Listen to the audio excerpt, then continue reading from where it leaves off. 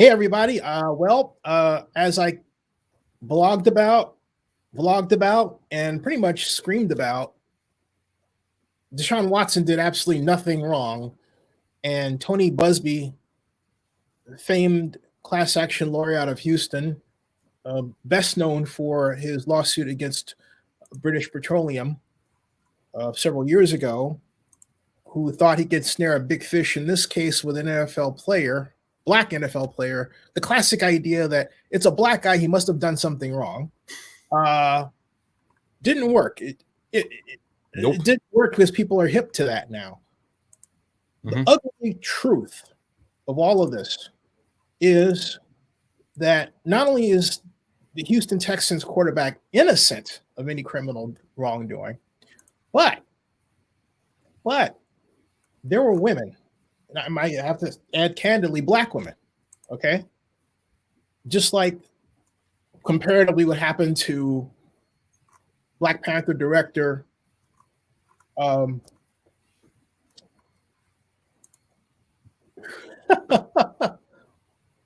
Hampton? No, Black Panther director who was here in Atlanta wanted to pull $12,000 out of his account, and the teller, who's a black woman, thought he wanted to rob a bank because he had face covering. Oh! You mean Ryan Coogler? Ryan Coogler. And this happened in January, and they managed to sweep it under the rug, I guess, until they paid him off, which was the only way I could see disgusting this being kept out of the media, because my mother kept saying, how is it that it was kept out of the media? And the police who arrested him also black, and they figured this doesn't seem right, especially once they heard his name.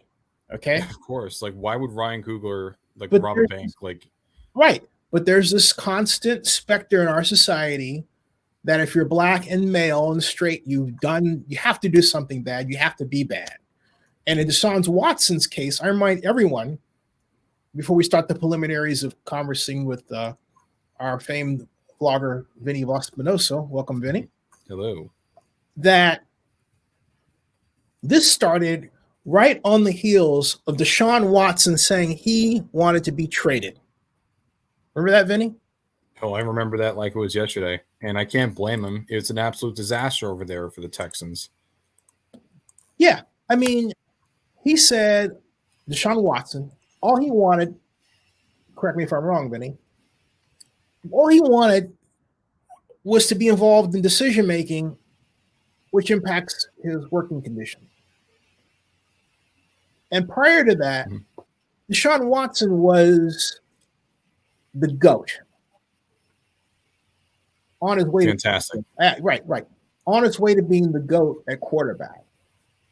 All he needed was a decent defense to get him into the playoffs, which should go deep in there and on to the Super Bowl. That's it.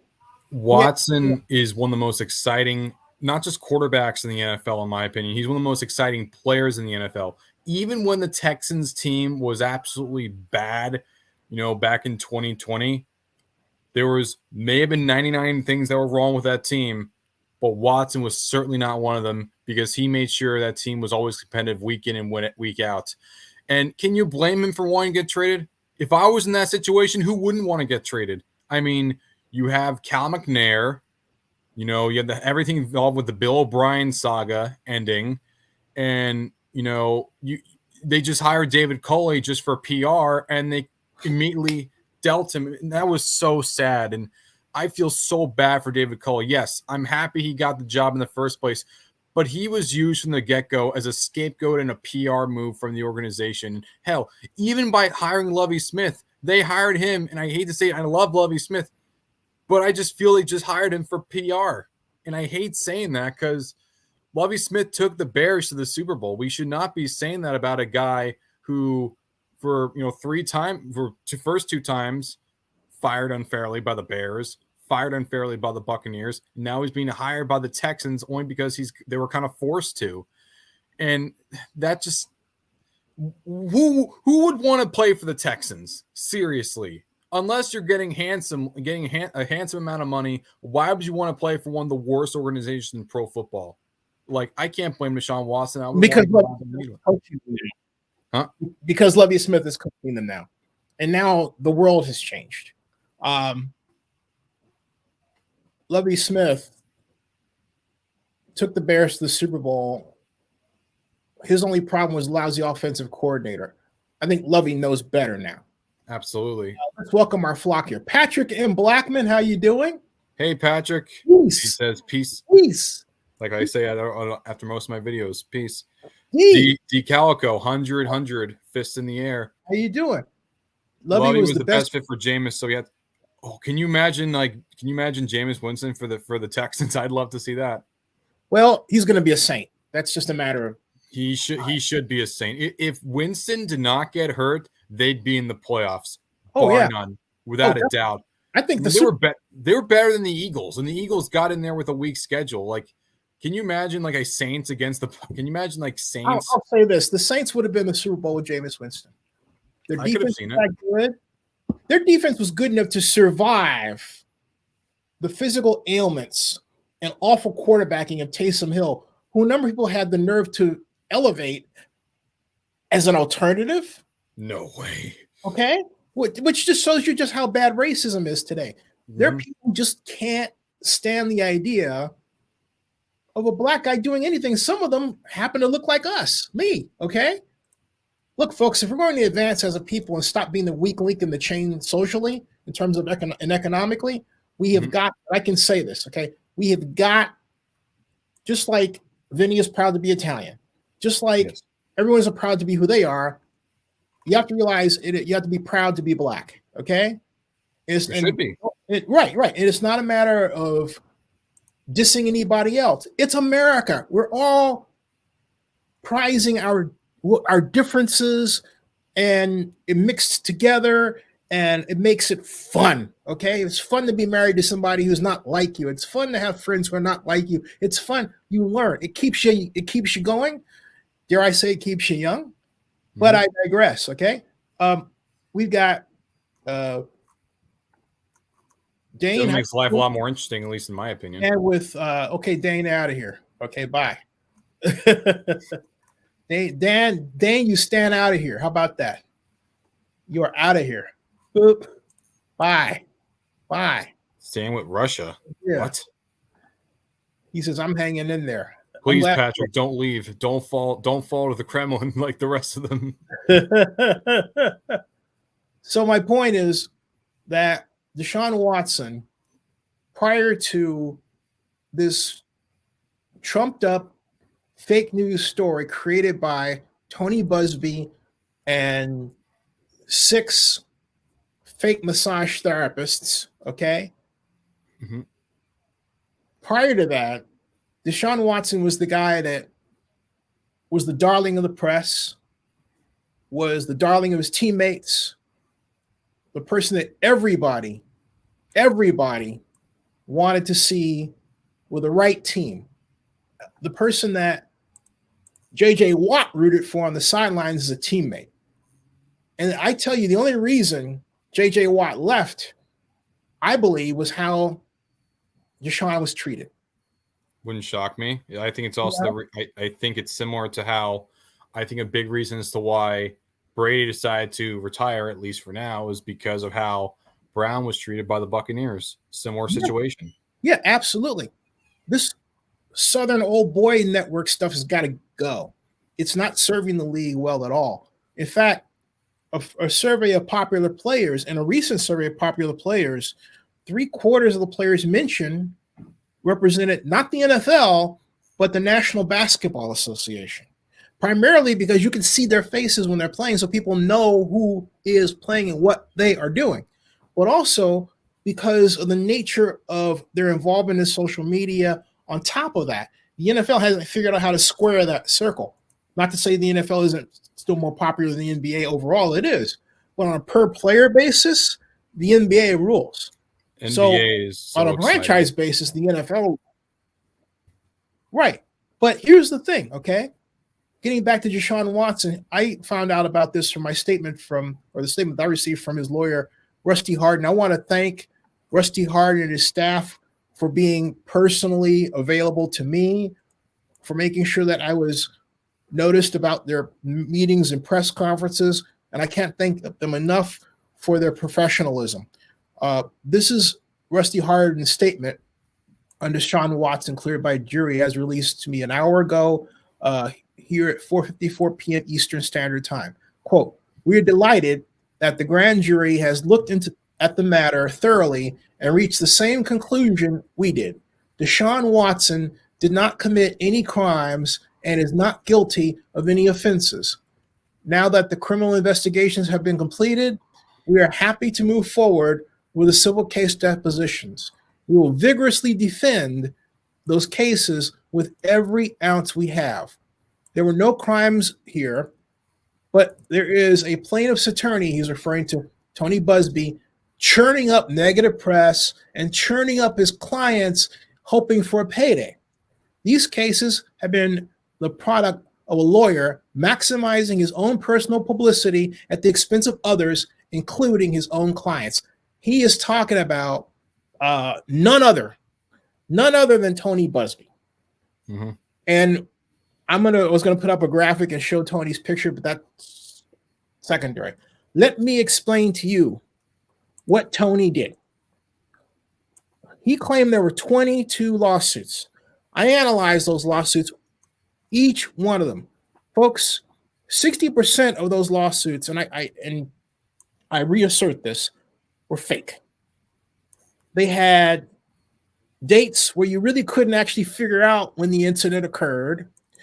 They had constantly repeated lines, one after the other, cookie cutter, okay?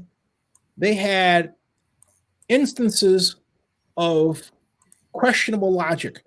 And even of the ones that look like they might have a case or might have a clue, guess what? The actions in and of themselves, if you actually drill down to the dates, were illegal. Let's look at his lead complainant, Ashley. Ashley says that Watson, did bad deeds. I'm not going to get graphic here, in her office. Well, on the date that she claims these things happen, and Watson said never happened, guess what? According to Texas law, you were not supposed to be operating as a massage therapist because of the coronavirus. Oh. Okay? But guess what? Some of these so-called journalists, I'm a journalist. I'm so sick of this. All right. I'm sick of it too, myself, honestly. Running around damning other people for not being journalists and everything, and they're journalists and all the while, the industry is going down the tubes. Fail to even look at or have anybody else look at the filed lawsuits. They don't do their research. And Sports Illustrated's writer, whose name I'm going to leave out of this, did such things as take the text, particularly the salacious parts of the lawsuit, the sexy parts, and use them as clickbait.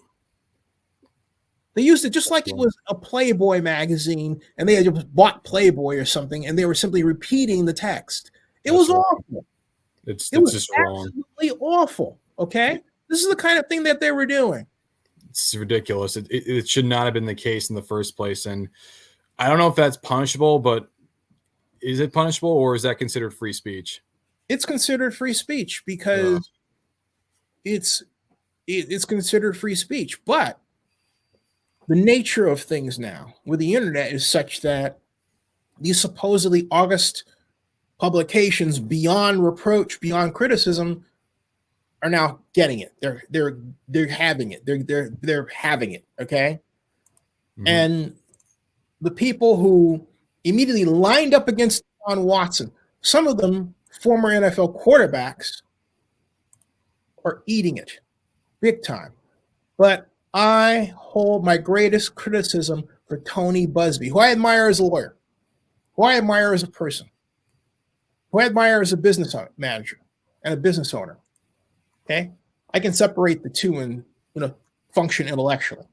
Mm-hmm.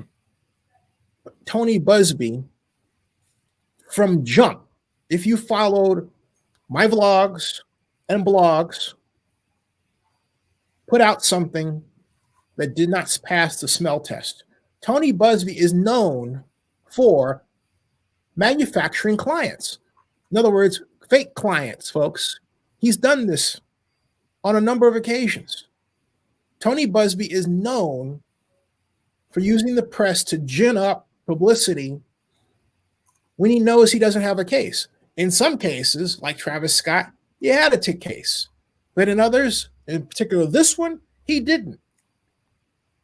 I feel the name sounded familiar when the news with everything involved with Astroworld happened. I said, Tony Buzbee, that name sounds familiar. And I said, oh, yeah, Deshaun Watson. That's right. Now, with Deshaun Watson, Tony Buzbee also repeated a habit that he used against the mayor of Houston, Sylvester Turner, of using racist tropes. He did that running against the mayor of Houston. He did that with Deshaun Watson. He tried to make Deshaun Watson look like a guy who would get a lap dance from a woman on stage, which just so happens to be what Tony Buzbee did while Snoop Dogg was rapping at his Christmas party 3 years ago. Yes, I put that out there very proudly. Okay? There's Tony Buzbee in the background having fun while Snoop is rapping, and Tony Buzbee, is accusing Deshaun Watson essentially of the same thing with no evidence. Funny how that works. Yeah. Except that when it blows up in your face, hey, Tony? How about that, Tony? Huh, Tony? He the owner of the Rolls-Royce Silver Spur? Or is it the Flying Spur with the turbocharge? I forget my Rolls-Royces. I'm sorry. I don't own one. But that's how Tony makes his money. And it is a considerable haul. He thought he could get another payday, but what he was really doing was the bidding of the Texans owners, which he said he never met and doesn't know, which was revealed on this channel. His wife is good friends with a member of the family of the late Bob McNair.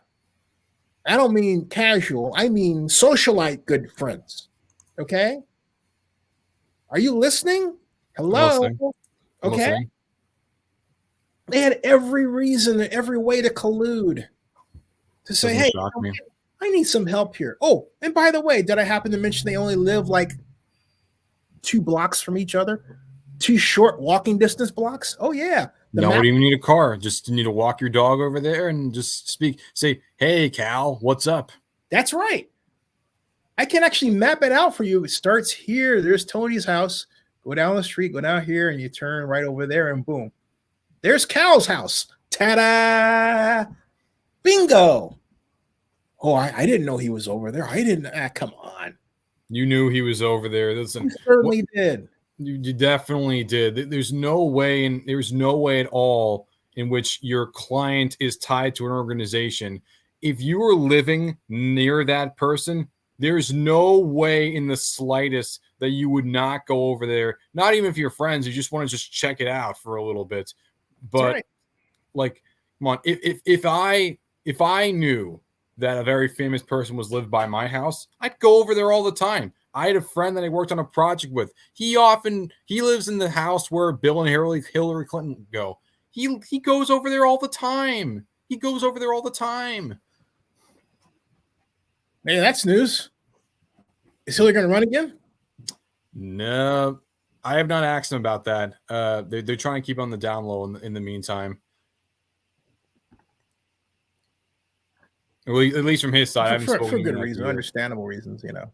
I haven't spoken to him in a year, so I'm not really too sure. Yeah. So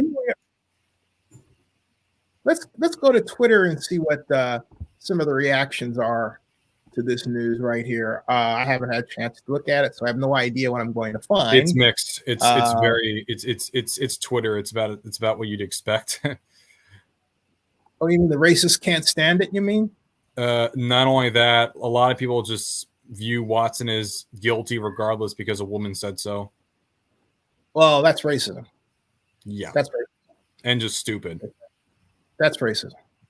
And especially when they even know the woman, but you know. And also, but here's the thing. Let's check nonetheless. Let's see what is being said. Deshaun Watson on Twitter, or keep in mind, folks, people aren't really saying these things, they're writing them. No one has a conversation about anything on Twitter. Why? You're writing text. Why? Because you're looking at somebody's, not their name, but fake name. You don't know who's back there or where they're really located. Keep that in mind. This is an impression of a segment of a population, what they may be thinking, but it does not represent the entire population. All right. Not only that, there's a lot of posed law that's involved in which you can't exactly know their intentions with just pure text. Absolutely. Anyway, here it is as the AP. I'm going to stick to the news here. A grand jury has declined to indict Houston Texans quarterback Deshaun Watson following a police investigation sparked by lawsuits filed by 22 women who've accused him of harassment and sexual assault. And now keep in mind, 22 of those lawsuits are fake, and the identification of those women is also in question because none of them never showed up. All right? Just saying. You have to keep that powerfully in mind. Also, and there's an investigation that between 6 and 8 women are involved collusively in a fraud attempt against Deshaun Watson. Keep that in mind. That prompted reportedly an FBI investigation. Okay? So let's zoom in more here. And then zoom in a little bit more here. Okay. Then the Wall Street Journal, of all places, the Wall Street Journal doesn't cover the NFL. Why would the Wall Street Journal pay attention to this? They don't know, right? I think they probably view it, at least from my perspective, I think they're probably viewing it as like, I don't know, maybe it's like a real hard news story because it involves business, perhaps. That's just bullshit.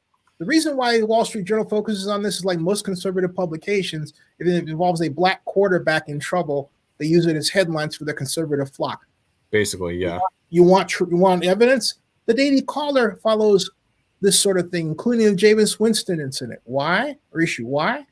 Because he's a black quarterback who had a white girlfriend, all right? There's no reason for a conservative blog that doesn't normally cover sports to have its nose involved in the Jameis Winston, yet it has for years. No, it kind of reminds me personally of how conservative publications nonstop talk about Brittany Griner because they don't like her. It's like, man, they're talking about Brittany Griner and they're saying, oh, she got what she deserved. Now she gets to love America more, probably. Like, come on, guys. Like, seriously? Like, that's Brittany Griner because she's black and lesbian. Okay, that too. All right, that's number one. If she were white and blonde, the reaction would have been entirely different. Trust me. Okay. Anyway, Wall Street Journal says he still faces 22 civil lawsuits for sexual misconduct. In other words, and was disposed for some of those cases. Oh, there's still a chance. They're like hoping and praying for something. You know, this is like OJ trial light. You know, that's all right. D.D. Williams says keep pounding. Probably not the most appropriate hashtag for. Okay, stupid. Adam Schefter says trade market for Deshaun Watson now expected to ramp up quickly. No shit. Of course. Be opening to moving him, and multiple teams are expected to be interested per league sources. If I were the Texans, I would hold on to him. Okay, I would hold on to Deshaun Watson. If only because the big issue that the Texans are going to have to deal with, and I think this is an enormous issue, folks. I want your opinion on this, Vinny, is the alleged culpability of the Texans in trying to make their quarterback look bad. Trainers providing him with, these lists or these phone numbers or these contacts for these massage therapists, or giving him a training table. The Texans have their mark all over this, including, as we've stated, allegedly hiring Tony Buzbee to help make him look bad, talking about Deshaun Watson. Why? Because if Deshaun Watson had wanted to be traded on his terms, the Texans had already given up $121 million to him. They were trying to figure out a way to get their money back. What better way to do that than to manufacture this image of him as a criminal? And that's precisely what it now looks like they've done. Although I have asserted from the start that they've done that. We're getting toward touchdown, folks, and I trust me, we're going to get there. And the Texans are going to look really bad to the point where people will be asking, why are you trading him? Why are you trying to run him out? What did he do? You going to replace Deshaun Watson with Davis Mills? Seriously? I like Davis Mills, but he's not Deshaun Watson. Now he's a rookie.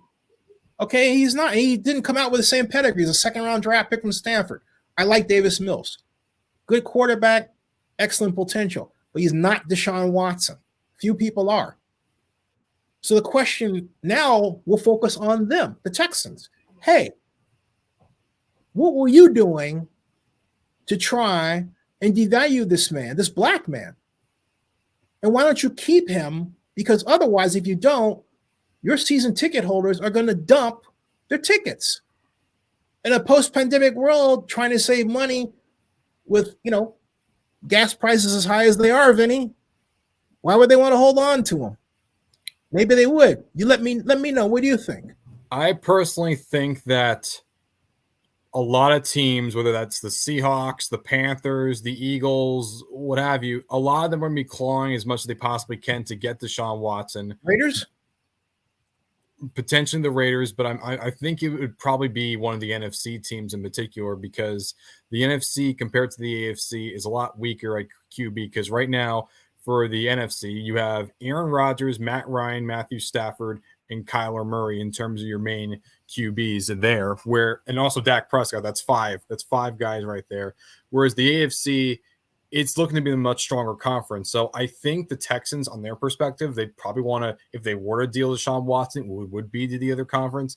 That being said, though, I think for season ticket holders, they know that Deshaun Watson is very, very integral to their brand, and they want to hold on to that as much as they can. On the flip side, if I'm Deshaun Watson, I would even have more of a reason not to want to play for the Texans, because if these people try to assassinate my character, if I'm the Texans, like, hey, you guys try to assassinate my character, I don't want to have any part of you. Or on the other hand, one could say, what if he wants to take them hostage by one? So I can really see either ways. Either I don't want to have anything to do with you, or I want to take you hostage. I have one. Those are like the two solutions I could see when it comes to Deshaun Watson. It's either or. I can't see a situation. And if it was to get if he was to get traded, in terms of where I would like to see him, I'd love to see him on the Eagles, but at the same time, Jalen Hurts is right there. The Seahawks, that's another big opening, but they're looking to be in a very tough division. Colts. But what? Colts. Oh, Colts that I would want to see the Colts, but I don't think the Texans want to trade their franchise guy in their own division. Now, granted, I would love to see Deshaun Watson on the Colts. I think he'd be perfect for the Colts. I'd love to see him on the Steelers too. I would love to see him on either team, but I just can't really see myself seeing the Texans wanting to trade within their own division, or their own conference. And I think, the perfect situation, if you're just going based off of just the NFC, I would say the Buccaneers could also work, because with Brady not there, if Winston ends up leaving the Saints are right there for you. And those are my main situation. It would be the Buccaneers, best case scenario, then Saints, then Panthers, then Eagles, then Seahawks. I'm putting the Seahawks lower. I don't think the Saints are going to sign Jameis. I don't know why people are pushing him out there. Oh, I think Winston's going to be with the Saints. They need to get over it. Oh, I think he's going to go be with the Saints too. But they need to get over it. I think so. I would put the Panthers. I would put the Panthers over the Saints. I would say Panthers, Buccaneers, I can't even put the Saints high up there because a little birdie told me they're really close to doing a deal. So I just can't see that happening. If I'm wrong, I'm wrong. And I know that the cap is out to get the best deal they can, but I also know that the Saints have been doing a lot of maneuvering to make an offer to Winston, and it's just a matter of time. Period. Any AFC teams you could see him getting traded to if he were to get traded? Yeah. Wait a minute. You're talking about Deshaun Watson? Yeah, if Watson does get traded, what AFC teams? Steelers. Flores, definitely. Steelers. Okay. The Steelers. Absolutely the Steelers. And so absolutely Steelers. Now, okay, we're going, Patrick and Backman says, what about defamation? Defamation of character. I would definitely put defamation because for the rest of his life, Watson's going to be viewed fair or not as a rapist. And, you know, that's going to, if that's defame my character, sure as hell. Yeah, it may be tough to do. But when his image as being called a rapist, which is something that in the court of law he did not do, I would absolutely sue for defamation 100 out of 100 times. I would sue as much as I possibly can. You know the case as I do, and you read them as I have. Yes. And I've argued them. You know doggone well there's no evidence here. Like this Patient Cunningham says he wasn't not guilty. No, he was not guilty. Okay. He didn't do anything. And they say no, this is where you play games with words, all right? Patient, get this through your head. He's not guilty. Okay? I know he's not. Guilty. Okay? Yes. Deshaun Watson didn't do anything wrong. Deshaun Watson did not put himself in a position to attack or assault or do anything wrong to anybody. He didn't, plain and simple. There is no, and there's no video. Okay? There's no video out there. And there's evidence on top of evidence on top of evidence that many of these so-called meetings didn't occur. There are 3 lawsuits I found where the plaintiff couldn't even identify the specific date and time of the incident. That's it was bad. just time in the month. Folks, let me tell you something. Don't you ever let yourself get into a position where you're accused of something by somebody who can't even pinpoint where you were. That's a big issue. All right? So some of you are coming out here and you're stupid enough. I'm saying it just like that. You're stupid enough to think you can play a word game with something, maybe because you don't like Deshaun because he's black. Yep. Which could be the only reason. All right?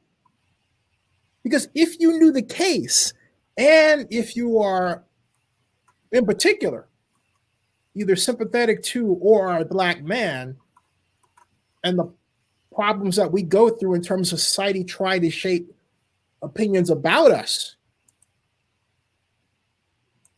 because people can't handle the idea of somebody black being a leader or president or anything like that, when in point of fact they should be proud of it because it truly means American democracy works.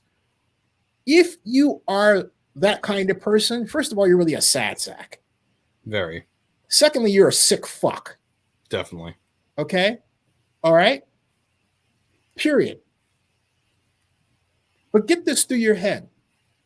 And I've said it before again. He's innocent. Study the cases.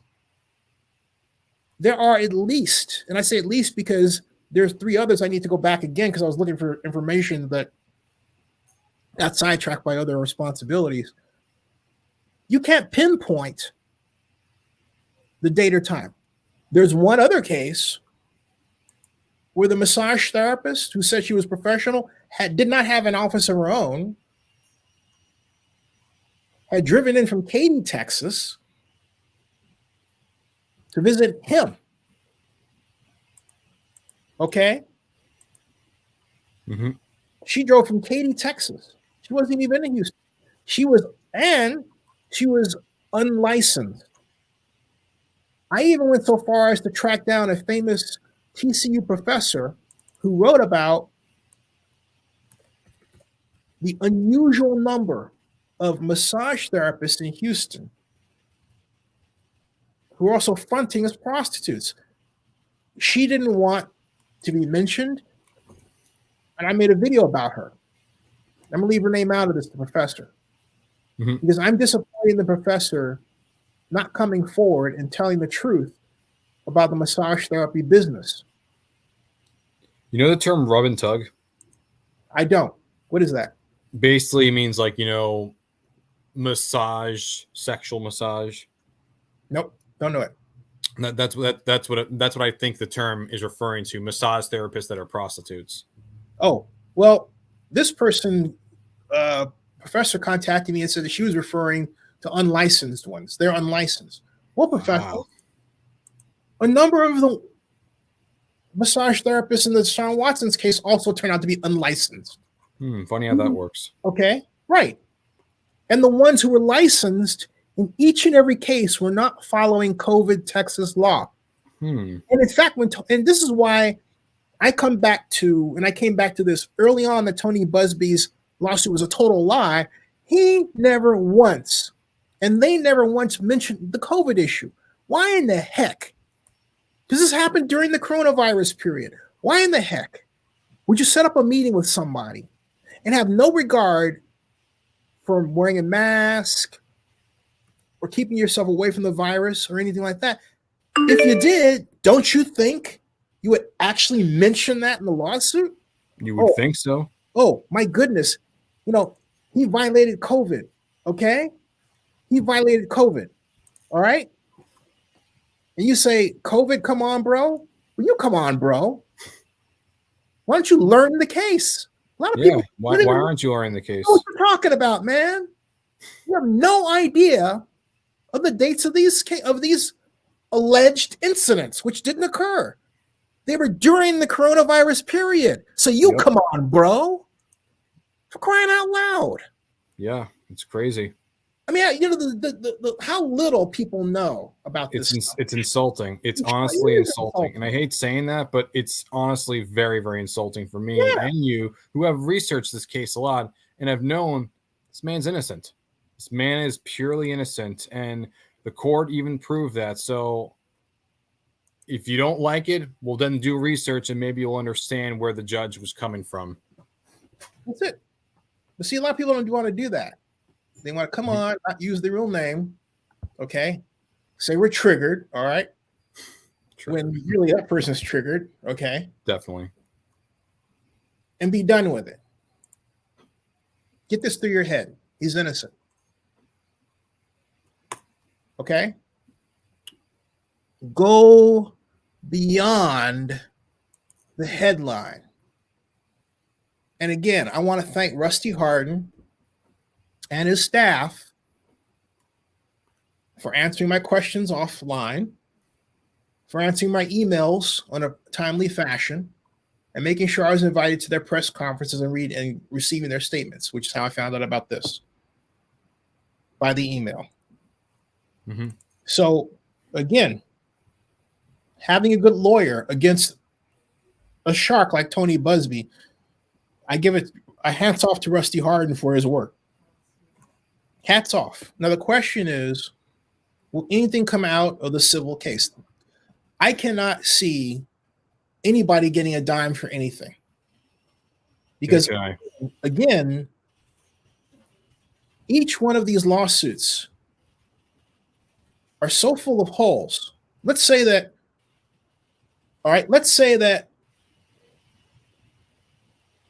the person says, okay, on the dates that they're talking about, maybe there was no violation of a law for assembly regarding COVID, right? Because there are those cases. But then guess what? When you look through the lawsuit, Vinny, you can't even find the actual time and date. Right. You find a lot of equivocation. They don't actually say, hey, this happened specifically at this time. When then, by the way, where's the video? And if it's a star like Deshaun Watson, don't you want a photograph with him? I would. He's a star. Everyone knows Deshaun Watson. If you know football, you know Deshaun Watson. It's plain and simple. Anybody? Why would somebody then turn around and say, "Oh, hey, when are you're going to come back to the office again? We're going to have another session." You know? Mm-hmm. And I mean, there's so many questions here, but again, I go back to the concrete ones.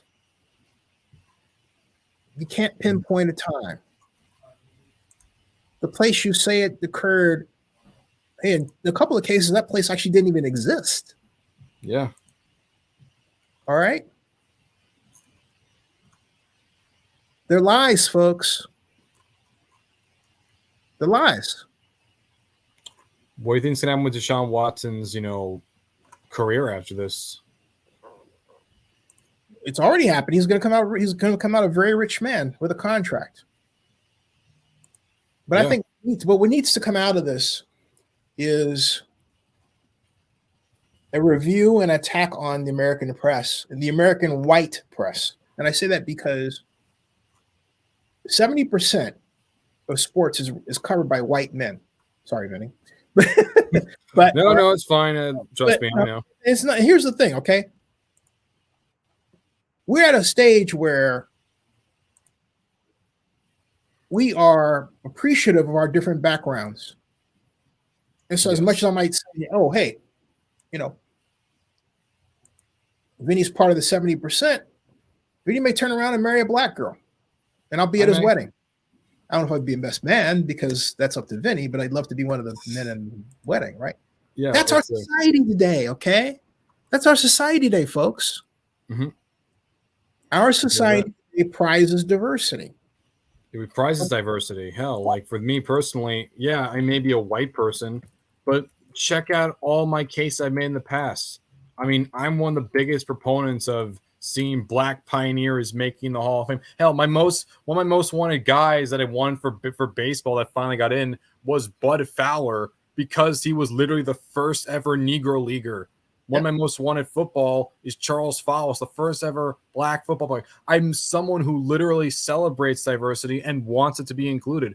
I'm someone who wants to learn more about different cultures. I've always been that way. So, there are a lot of white people like me, but I will say this, a little selfishly, there are not many other white people like me that are willing to see the world outside and see other white people like me. Simple as that. The point that I want to make, though, is that the fact of the matter is that the tableau of sports, the image, is one that's governed by people who are white, owned by people who are white, and written about by people who are white, but played by people who are black. Yes, that's an issue. And so regardless of individual backgrounds, philosophies, and histories, that overarching image is what's so damaging. Definitely. And so if you're going to have 70% of the NFL black, you should have a healthy percentage of the people writing about it, like 25%, who are black, at least. But 5% in all of sports? That's crazy. That's just odd. It doesn't make any sense to me. But that's what it is. Yeah. Now, I think it's cultural because we have a tendency to be afraid of expressing ourselves confidently in an intellectual fashion, to a point where even in present day, we had someone over here to fix our dishwasher. Person told me, I thought you would talk like a white guy on the phone. Me, I haven't heard that in 12 years. But that kind of talk is surfacing again among black folks to other black folks.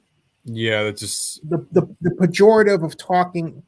The pejorative is that I speak the Queen's English in a way that is racially unrecognizable. Yeah, like the thing too is like I remember like hearing like the most recent Batman movie. Zoe Kravitz was called for being too urban to be Catwoman, and I'm like saying that sounds about white. That sounds about white. I mean, yes, obviously people have a stereotype of, sounding a bit more urban, like that kind of lingo of it. And yeah, oftentimes that stereotype can be very, very enforced. But the thing is, a lot of other black people are not like that. Like they just are not like that. There's many black people that sound more, I guess, suburban, but the fact of the matter is they don't match the stereotypes, plain and simple. They don't often match the stereotypes. I talk this way. My mom talked the same way. She worked United Airlines for 30 years as a reservation sales agent. Beautiful, resonant voice. And it wasn't. Now, there's some of us, like a guy that my mom dated many moons ago. I'll never forget, he's a doctor at Northwestern, black, but he had two different types of ways of talking. And he and I had an argument because I said, I have one way of talking. If you can't accept me this way, you got a massive problem. I don't want to know you. Yep. And there are a lot of folks who feel like me who are black. Now, I'm on the phone with two representatives of the SBA regarding my PPP loan issue. And they told me, and I said, why are you not looking at our DUNS number? Our company has a Dun & Bradstreet number. It's like your personal credit history, but it's a corporate credit history. We have a corporate credit number. These people, and I say it just like that because that's the way they talk to me, like I was, junkyard dog. Yes. Said we and said it just like that. We can look at you any kind of way we want to. All right. And I blogged about it, and I called the SBA. I said, hey, you know what? Okay. My point is this: as much as I may talk about an overarching white culture, there is also a black culture that does not want us to elevate. And they express, as much as someone white might express the idea, not directly, but by finding things wrong, looking and saying, there's got to be something wrong. There must be a felony. There must be a misdemeanor. That person must have said something. In other words, they try to craft the image. There's someone black who also believes the image. Because the reason is there are millions of us who are tired of fighting. I am personally. I mean, among those who are black, to a point where you would say, why don't we stick together tighter? Because of the overarching pressure on society, which says to a great portion of us, hey, we're not going to change for you. And then all it takes is somebody else who looks like us to oppose us. Yep. And that's in history. So that's, and folks, I'm giving it to you straight, no chaser. Okay? Because it's about time we had those racial reckoning conversations, if only to get over what happens to people like Deshaun Watson or Ryan Coogler. Ryan Coogler, that was done to by a black woman who they said was pregnant. I don't care if she was pregnant, but she thought she should call the police on a man whose name she should have recognized, the director of Black Panther, Ryan Coogler. Okay, hey Abdullah, how you doing? Hey Abdullah, how are you? Okay, the director of Black Panther. But no, she called the cops, and all he said was, and I actually remember asking a teller to do this, just give me the money that I'm taking out. Just hand it to me, but don't. Just here's. I wrote it down what it was because they have a tendency to blurt out what you want, and you don't want other people knowing you have that cash because in my case I'm giving it to my mom and all that. But it's not anybody else's business but mine, really. Okay, but they didn't. This woman did not do that. She did not accord him that, and then he walked in with a facial cover. This is the coronavirus. We should have known that. So that just happened in January. So think of the incidents we've had. Look at this from a post-George Floyd perspective. George Floyd kicked off everything. A new view of society where we look at what happens to somebody, right, Vinny? From a perspective, we say, from a more critical eye. I think it definitely changed society. I think in terms of at least in my lifetime, I can tell you three major things, or at least three major things in all society that changed just in the start of this decade that really changed the way that people view the world. The coronavirus pandemic, the murder of George Floyd, and the Russian invasion of Ukraine. Those are three massive, massive, massive events that changed the way we think of medicine, race, and geopolitics. Those are three very, very massive issues affecting our world today. And it shows how there's still so much we need to do. And we know that in the age of social media, the stage of pressure has really changed it too. Like, if it wasn't for like social political pressure, I don't think you would have seen Aunt Jemima change her name. I don't think you would have seen the Redskins change their name. And for Russia, I don't think you would have seen companies like McDonald's and Amazon, and I don't know about Amazon, McDonald's or Burger King or all these other big brands leave Russia. And when it comes to, COVID, it's been a lot of pressure in terms of trying to keep everyone safe. And it's been a whole reckoning that a lot of people have dealt with. And obviously there's other things too, but the three major ones, at least in my opinion, since the start of the decade, has been those three events. And it's changed the way it redefined what it means to be a certain individual. It redefines what it means to go to war. It redefines, especially in the age of social media. I mean, I can go on TikTok right now and see a Ukrainian man filming his entire apartment complex getting bombed, like instantaneous. You would not see this until like months later by like the BBC.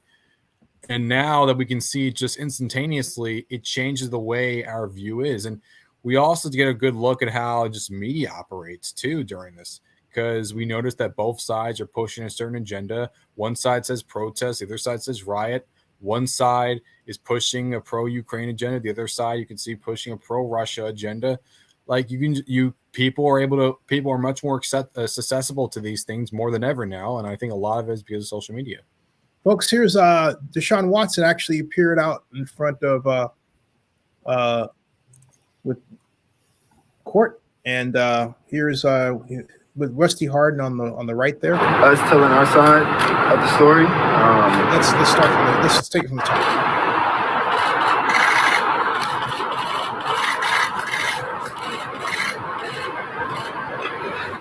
It's definitely a very emotional moment for me. I know we're far from being done of handling what we need to handle on the legal side, but today is definitely a big day, and I thank my Lord and Savior Jesus Christ for letting the truth be heard, and I think everyone that was a part of this, of seeing and hearing both sides, and that's what my point and my team wanted to do, is have a fair slate of us telling our side of the story, and letting the conclusion come down to what happened today, and that's what the grand jury decided on. So, yeah, thank you, and I thank my Lord and Savior. Just gonna keep fighting to rebuild my name and rebuild my appearance in the community, and we're going to continue to, on the legal side, on the field, handle what we need to handle, but also ready to get back on the field, been prepping for that, and ready to go for that. So thank my family, all my close supporters that's been behind me this past year. Thank my team that's been behind me and supporting me and keeping me up this past year. And I'm going to continue to just keep pushing forward and build my name back to where it was, if not better. It sounds good. So play it one more time. One more time.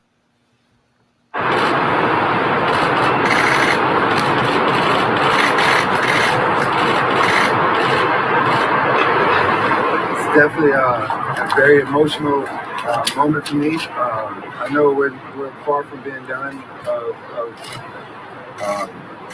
handling what we need to handle on the legal side, but today is definitely a big day, and I think my Lord and Savior Jesus Christ for letting the truth be heard, and I think everyone that was a part of this, of seeing and hearing both sides, that's what my point and my team wanted to do is have a fair slate of us telling our side of the story.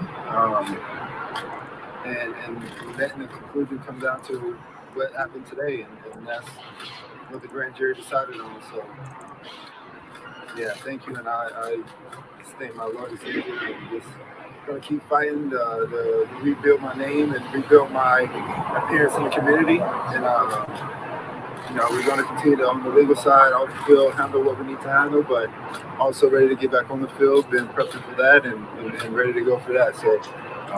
Thank my family, all my close supporters that's been behind me this past year. Thank my team that's been behind me and supporting me and keeping me up this past year. And I'm going to continue to just keep pushing forward and build my name back to where it was, if not better. There you go, folks. Sounds good to me. Yeah. Yep. Yeah. I mean, that's the way it should. That's the way it should be. Let's see if there's any other video from here. I know there is. That was from the Texans beat writer Brooks Cabana, who was on the scene there. And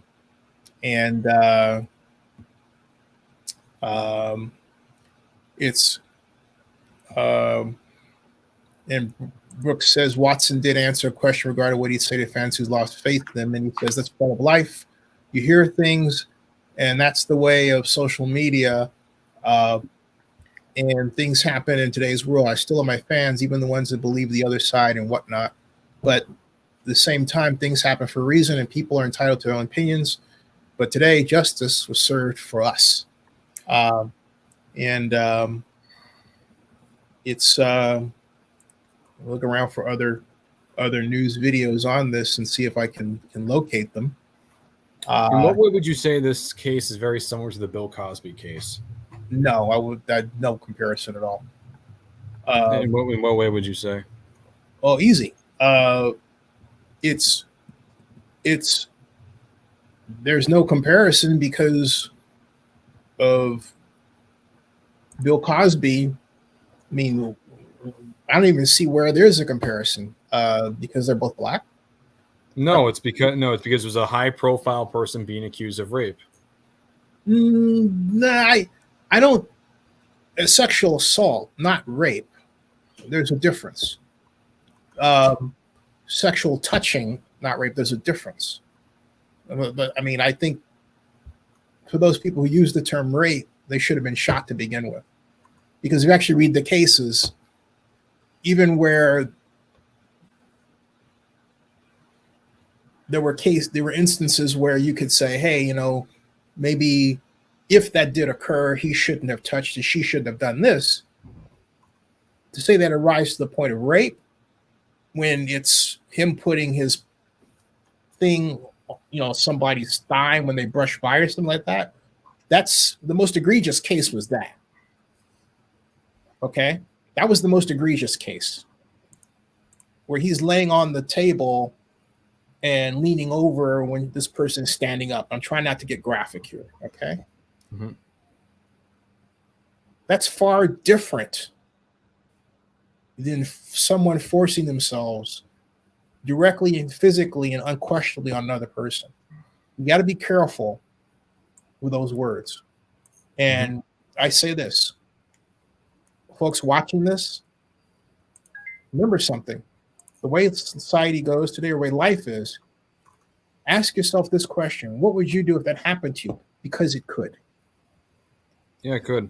If I was being accused of that, I have no idea what I would do. I would probably... It would be very sensitive to how people referred to it if you didn't do it, right? I'd be very sensitive. So you have to apply the same standard to Deshaun Watson. I don't care what you read on Jack's site. I don't care what you hear on this, Cap City's ABC. The standard that people have to follow is a judicial standard and a religious standard as it applies to themselves, because this is a very personal story. Now, to answer your question regarding Bill Cosby, I view those as light years different. Never occurred to me to be the same. First of all, I met Bill Cosby. What was he like? I've interviewed Deshaun Watson. Don't know if anybody's aware of that, but I'll get to that. I'll get that right here. I met Bill Cosby on a United Airlines flight in 1973 when I was a boy. And my mom and I were in front of coach. He was in first class. Mom worked for United. And what I vividly remember were the entirely white flight attendants, all female. Mhm. Okay, on his lap, voluntarily on his lap. Okay, Mhm. I repeat, voluntarily sitting on Bill Cosby's lap, repeatedly, pouring him copious amounts of champagne. Repeatedly. This is how folks rolled in those days, Vinny. All right. Now there's trying to be people trying to say that about Jerry Lewis now. Hold on a second. This is how people rolled in those days. Mm-hmm. And for anybody that wants an idea of how society has changed in a way that's not talked about, I want you to watch the 1992 movie The Player. You ever heard of The Player, Vinny? Heard of the name, yeah. What's it about? I know. I think it was about. What was it? Was it about a studio executive? That's right. Who was it? Tim Robbins, I think it was. Bingo! You got it. Tim Robbins plays a man named Griffin Dunn. One of my favorite movies. I want you to watch The Player, and I want you to watch it from this eye. It was New Line Cinema, right? Was that who made it? Yeah, I want you to watch it from the eye of what is appropriate today versus then. Look at the number of times that Griffin Dunn's assistant sits on his lap, just jumps into his lap in his office, kisses him in the mouth, expresses jealousy over who he might be hanging out with openly before other coworkers. This is all in the movie. And The Player is widely accepted as an accurate movie representation of what Hollywood was like then. Okay. In the 90s? Right. And before that. You want another example? Once Upon a Time in Hollywood. Oh, that's another one. Quentin Tarantino. That's right. That was a Colombian movie that had another example. So my point is that what people don't seem to understand is how dramatic male-female relationships have changed in society, but also how the way we look at them is divided and bifurcated in such a way that it becomes pointless. In other words, Bill Cosby is accused of doing something as if he were the only one. Yes, I hate seeing that too. As opposed to part of a gigantic culture. The Player accurately reflects the culture upon which Bill Cosby came up with. Mm-hmm. Bill Cosby, from his perspective, bought the idea that he was, we used to say super black person, okay? Mm-hmm. He was huge. Because I don't like to be called that myself, even though we tend to, as black folks, call that name to each other. I have never allowed anybody to call me that name, regardless. I just call you Zenny. The simple fact of the matter, people know what I'm referring to. The simple fact of the matter is that's out there. And Bill Cosby thought he was that. What does it mean? It means that, and I think Harvard law professor Derek Bell put it very well in his book a few years ago when he said that he was talking with a cab driver. The cab driver didn't know. He says he was a professor at Harvard, and he said that. And he said, and he said a comment that basically says, "Like, you're making it harder for us."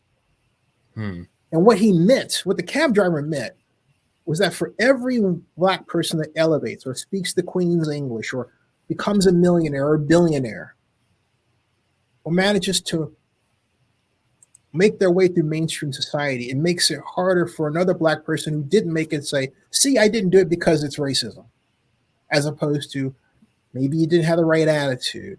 Maybe you didn't listen. Maybe you acted up too much. Maybe you were just a jerk, right? Or maybe, right? All the common reasons why we don't get certain things in life. Yeah. For some of us, it's easier to explain it away by saying, it's racism. And yeah, sometimes it is, but a lot of the time it isn't too. Yeah. I mean, see, the beauty of it, this is why I push for not just diversity, but integration, because then you realize that we all have shared experiences. We learn from each other. And then somebody, white, Asian, Hispanic, doesn't matter, can elevate you and vice versa. And we have these mixing of helping each other to elevate. What happens is that racism goes away. But where we don't have it is racism going away is when we don't have that kind of dynamic. And there's some people who don't want to do that, but they don't say it. They express it by their actions, by leaving us out. Yes. Or killing us and making it look like we did something wrong, when in point of fact, we had no weapon on our hand, we said nothing. Or in the case of that 23-year-old black kid who liked to play the violin in Aurora, Colorado,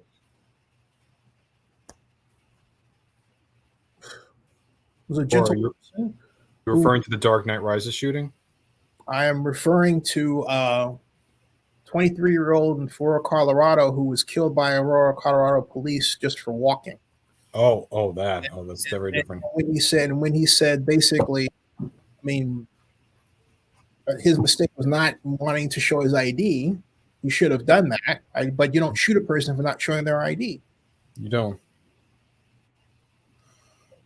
But he was on medication. I thought of Aurora. I thought of that. He was on medication, and he shouldn't have died. Mm-hmm. And then there are people to this day who will, in the case of, for example, Mike McDaniel, the Miami Dolphins coach, will say he's black, whereas I said he was not black. I said he was 1/4 black because his father was black. Okay. Mm-hmm. But his father was only 1/2 black. Yeah, he was basically a quarter black. So, but here's why I asserted McDaniel wasn't black. It wasn't just that division; it was his attitude. In other words, basically, he doesn't see race. No black person would say they don't see race because, for a black person, you have no choice. Okay, but to see race, right? You have no choice. Okay. All right. No choice. But McDaniel made Dolphins look stupid. Okay. Mm-hmm. By saying that. Definitely. And he basically made comments that made me think, hey, this guy doesn't get it. Mm-hmm. And the first thing that they did, Vinny was run around and said he's biracial. They touted that one. He's not biracial, he's quadracial. Right. They ran around touting what little blackness they could because it happened in the middle of the lawsuit that Brian Forrest filed. Yeah, of course. Shouldn't be a shock. It was an ugly moment in the annals of the National Football League. Definitely. He contributed to it. Mm-hmm. Awful. Very awful. So my point is that kind of episode sets us back. What sets us forward are more and more people who have what I have. Most of my male friends have been, frankly speaking, Jewish and Italian. Sorry, Vinny, you're like the latest in the long line. Okay? Don't worry, I'm not trying to keep a score. Well, I do keep a score. And the reason I do keep a score is because you always wonder why people are attracted to you, why you attract certain people as friends, and why you're attracted to them as friends. Why I would say most of the lady friends that I've known were Jewish, but I didn't realize. It wasn't like I picked them out that way. It happened when I was starting the Star Trek Club. Okay. And it happened when I was doing things that now you would say was in the process of being a nerd. All right. So my story, like everybody else, is an American story. But it's also a story of being outcast because I wasn't quintessentially black, because I didn't fight well at the time in school. I wasn't interested in fighting in Chicago. I didn't play basketball well. Jeez, how did that go with back then? But these are the things that we had to do, or among the things we had to do to just make it, because so many other avenues are closed off to us because of racism. I was born 2 years prior to the passage of the Civil Rights Amendment in 1964. I was born in 1962, what I consider the greatest year ever. Not just because I was born, Vinny, but because that was also the year that the Rolling Stones went on their first concert. It was also the year of the publication of the book The Silent Spring, which launched the environmental movement. It was also the year that the term personal computer was invented. All that and more happened in 1962, the year I was born. Dr. No, the first James Bond movie, came out that fall. So all the pillars of popular culture were born on my year, including me. I'll tell you my year, and I can tell you firsthand as someone who knows about my year. I was born June 30th, 1999, the same year that two movies came out. Sorry. There was the movie Wild Wild West. It was 1999 when you were born? Yeah, June 30th, 1999. I could tell you what happened on my birthday, several events. In terms of movies, it was released of two movies that I know of. Wild Wild West, the movie with Kevin Kline and Will Smith, and South Park, Bigger, Longer, and Uncut. Released the same exact day I was born. My friend actually has a story where, his dad saw that in Germany, South Park. That was also the day where Michael Jordan announced that was also, of course, the year. I think it was also, of course, that was during the whole .com era. It was just about before the bubble was about to burst. A lot of people were thinking, 1999, what's going to happen when it gets to 2000? So I was literally like not even a year old when all this stuff was going on. And, the reigning champions that I remember was the Broncos. It was the Yankees. It was I think it was the Red Wings. I think it was. And I was having, and then you had this. No, it was the Stars, and then it was the Spurs. Those are the teams that won during 1999. It was also the year of the Columbine massacre that happened on April 20th. Which was really one of the first ever witnesses that people saw of a school shooting in America. And, it was the same year I was born. It was 2 years before 9/11. So it was really before a lot of the world really changed before the decade. But for most of my life, I've never really experienced, I was mostly living in a post 9/11 world. I barely remember my time before 9/11 because I was like 2 years old at most. And I just didn't really know the world was. I was just in my crib, really. I didn't know what the Twin Towers were. I didn't know about Columbine. I didn't know about all this other stuff. I didn't know about wars in Iraq and Afghanistan. I didn't know about this stuff. I didn't even know Bill Clinton, and he was near the end of his presidency at that time. So that was near the time where I was around. Like that was what was going on in 1999 for me, at least. But even though those years were that year, still. The environmental movement, which was created in 1962, the year I was born, dominated your life. So I trump you. Yeah, don't worry. Like I know that I think that's also might have been when the Parliament in Scotland happened. I could be wrong. Like I'm looking at on Wikipedia right now. Just help me out. Yeah, a few things. Panama Canal goes to the Panamanian government. Yeltsin resigned and Putin became president on 1989. A lot of things happened. The Second Chechen War. There was also the Kosovo War that was going on. Here's how you evaluate. every year has things that happen. Yes. But what I'm talking about are events that became movements. Oh, The Rolling Stones were created in 62. They're still popular today. So my point is, the question is, what can you point to the year you were born that was a life path chasing event? And that's what I'm talking about. The personal computer for me, in other words, the seat of popular culture today, the personal computer was created the year I was born, 62. So my generation shaped popular culture for today. And I'm also because of that, anybody who was born during that time who was African American was more likely than their predecessors to have a friend or a mate who was white, because we were the latest of what I call the greatest generation, which really my mom comes from. That's the people who were born during the 30s and regardless of color, who then fought in the wars and created, I think, of equal import, the professional society we have today. With me, like in terms of events for myself, but if I may, though, yeah, because this is important for you to learn. Okay. Mm-hmm.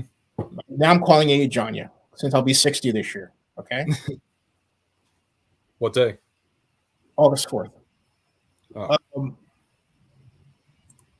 The fact of the matter is that Taylorism,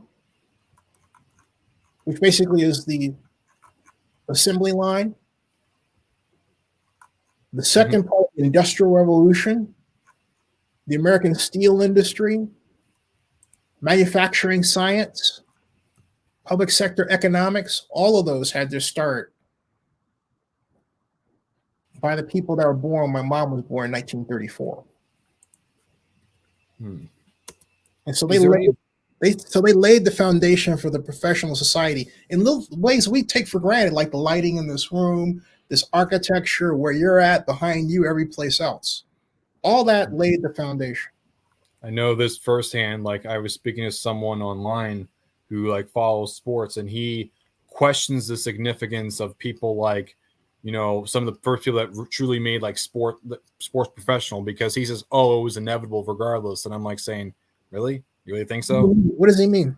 He means like, oh, it's not that impressive when you become when you're the first ever black player, for instance, or the first ever like coach, because it was going to happen regardless. When I'm like saying, no, yeah, it's stupid. It's with me. I think that. Let me explain why I say that's stupid.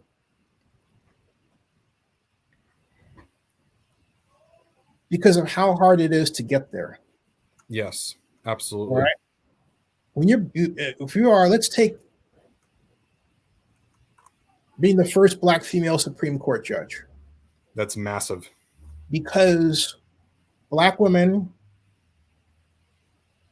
are the last to be listened to, the first to be violated, and the last to have their story told. Always. Okay, that's why. They're acting like it's so easy to do. Oh, they only did it for wokeness, and I'm like, no. Wait. Who says, I'm not even going to entertain that comment. I'll just say this: whoever says that to you, you shouldn't even bother arguing with them. I don't, because it's just pathetic, honestly. And yeah, so forget all that. I will say this, folks: become interested in the stories that other people have and talk to them. Don't write in 2 dimensions. I don't know if you get on a live stream like this and talk. But reading somebody's words on a page or a web page is far different from having an exchange with a person, because you understand their walk, you ask questions. Like, I remember growing up, we lived, I better wrap this up because it's 7:46, but we lived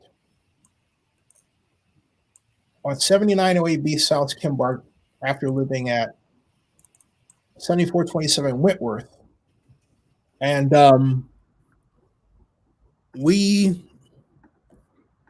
unfortunately and sadly,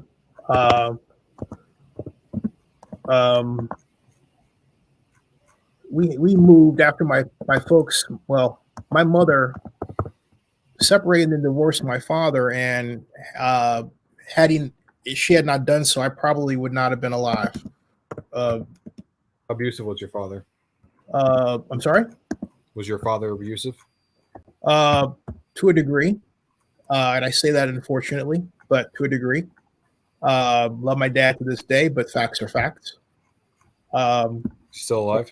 And no, he passed on 2005.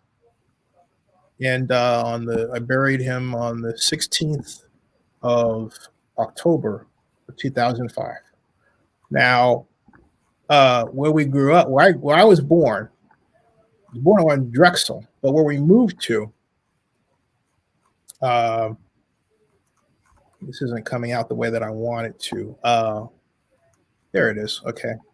Where we moved to here. This was our house, this beige one. We owned that house. Now, keep in mind, we owned that in 1962 when I was born. We owned that.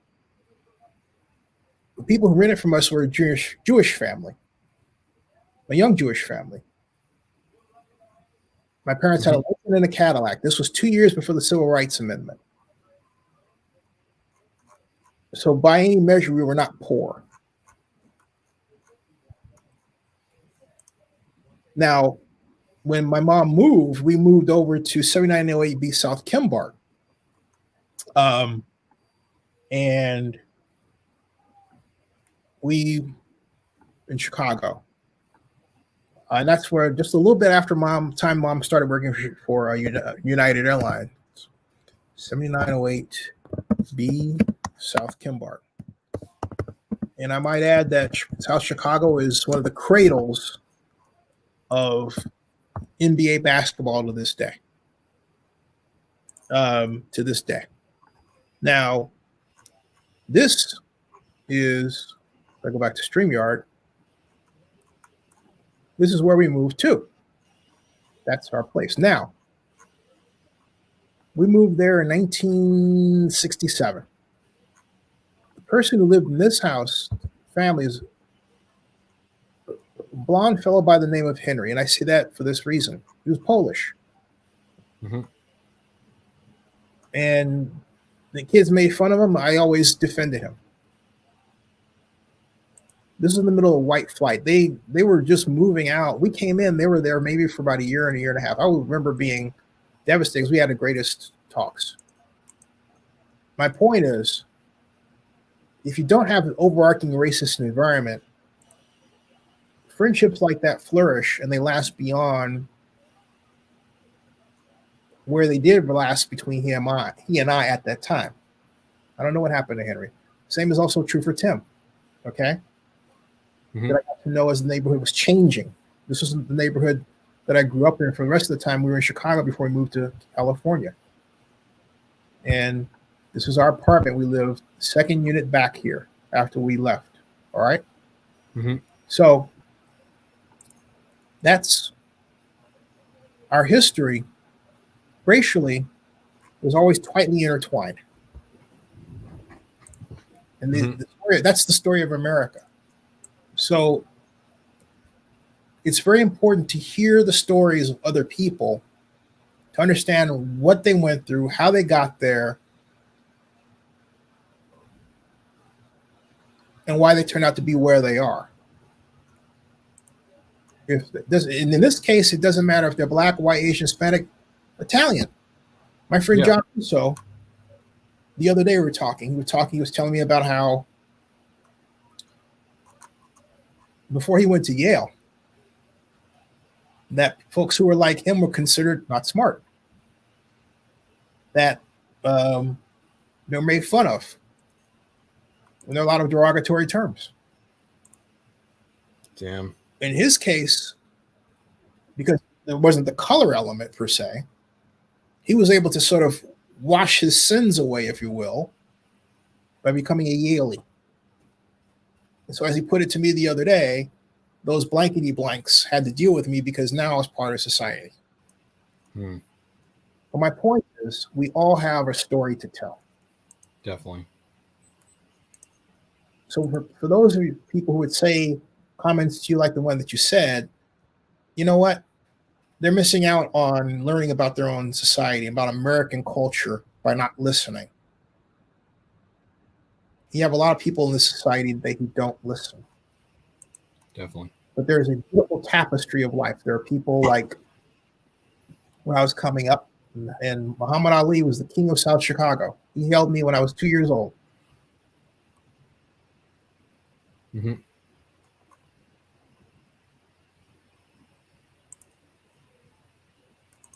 In a lot of places, I think that we're better off. We were better off without the internet than we are with it. Because with the internet, people don't understand how to interact and learn. Never think you know anything about people by reading 2 dimensions on Twitter or any social media. You know nothing. Yeah, definitely. You're not talking to them. This is talking. Yeah. So I want to leave you with that on the day we're talking about Deshaun Watson. It's dinner time, Vinny. Mm-hmm, I know. Close us out, Vinny. What do you think? I think I'm happy that Deshaun Watson's a free man, and whoever decides to keep him or trade for him is going to be very, very fortunate to have one of the best players in the NFL come to their team. I couldn't have said it better. Although I will say this. Tony Buzbee, I wonder what Tony said. I forgot to check on that. What did Tony say? Let me check Twitter and see if he said anything. Tony being Tony, you and I both know he's going to say something, right? I mean, he wouldn't be Tony Buzbee. He lost. Tony